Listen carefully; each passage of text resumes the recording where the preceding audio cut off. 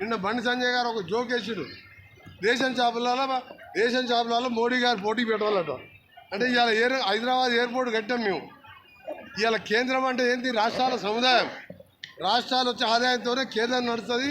ఆ కేంద్రంలో దేశ రక్షణకైనా ఏం చేసినా రాష్ట్రాల వాటానే ఉంటుంది, కేంద్రానికి ఆదాయం ఉండదు. మేము రూపాయి ఇస్తే మాకు 42 వాపసు ఇస్తున్నాడు. అదే ఉత్తరప్రదేశ్ బీహార్కు రూపాయి ఇస్తే 7 రూపాయలు ఇస్తున్నాడు. ఇవాళ మేము ఒకటే అడగదలుచుకున్న బండి సంజయ్ గారిని, తెలియకుండా తెలుసుకోను. ఇవాళ ఎయిర్పోర్ట్ కట్టాం, జిఎంఆర్ ఎయిర్పోర్ట్ 5,000 ఎకరాల భూమి ఇచ్చినాం, 13% వాటా ఉంది. మా ముఖ్యమంత్రి గారి ఫోటో ఎందుకో పెట్టలేదు.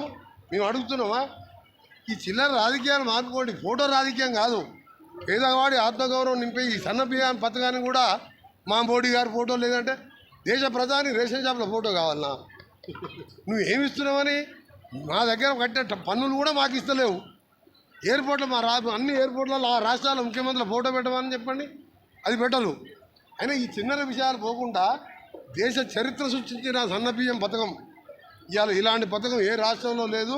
నిజంగా ప్రజలందరూ కూడా బాగుండాలని కోరుకునే ఇందిరమ్మ రాజ్యంలో మన ఉగాది, నిన్న రంజాన్ 2 పర్వదినాల ఈ పథకాన్ని ప్రారంభించుకోవడం, ఇవాళ యాదగిరిగుట్ట లక్ష్మీనరసింహస్వామి సన్నిధిలో ఈరోజు ఈ పథకాన్ని మళ్ళా భువనగిరి జిల్లాను ఇక్కడి నుంచి ప్రారంభించడం చాలా సంతోషంగా ఉంది.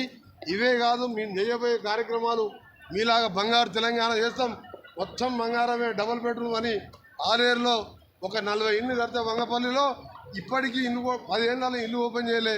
ఇవాళ మా ఎమ్మెల్యే గారిని చూసి నేర్చుకోమంటున్న పాత ఎమ్మెల్యే 90 చెరువులు రాత్రి మొదలు సొంత డబ్బులు పెట్టి మిషన్లు పెట్టి మా చోటలను పట్టుకొని కాంట్రాక్టర్లతో పెట్టి సొంత మిషన్లు పెట్టి ఇవాళ 90 చెరువులు నింపడమే కాదు, ఇవాళ గంధమల్ల సాధించుకున్నాడు. లక్షణాలు అటు అనిల్ కుమార్ రెడ్డి గారు మూసికి 390 కోట్లు బస్వాపూర్ పూర్తి చేస్తున్నాం. ఇది ఒక సిస్టమ్ ప్రకారం, ప్లాన్ ప్రకారం ముందుకు పోతున్నాం. ఇవాళ నల్గొండ జిల్లాతో పాటు ఆ తెలంగాణ మొత్తం కూడా 3.5 ఏళ్లలో కూలిపోయిన కూలేశ్వరం కట్టం మేము దోచుకునే అలవాటు కాదు. ఇలా తెలంగాణ వచ్చింది ఇచ్చింది కాంగ్రెస్ పార్టీ కాబట్టి ఇంకా 3.5 కాదు, ఇంకా 5 ఏళ్ళైనా కాంగ్రెసే ఉంటుంది. ఈ గుట్ట కట్టినారే చెప్పుకుంటాడు ఆయన. ఏమి చెప్పిండు? 360 కోట్లు బకాయి పెట్టిపోయింది నా మీద, ఆర్ఎండ్బి బిక్క మీద. ఆటోలు బంద్ చేసిండు, ఆటో బ్రిడ్జి కట్టి కిందికి పోకుండా చేసిండు. ఓ పద్ధతి లేదు, పాడు లేదు. అన్ని సెటిలైట్ చేస్తాం, అందరూ బాగున్నారని కోరుకునే ఇవాళ ఇంత మంచి పథకాన్ని పెట్టాం. ఈ సందర్భంగా ముఖ్యమంత్రికి భువనగిరి జిల్లా ప్రజల తరపున వారికి కృతజ్ఞతలు.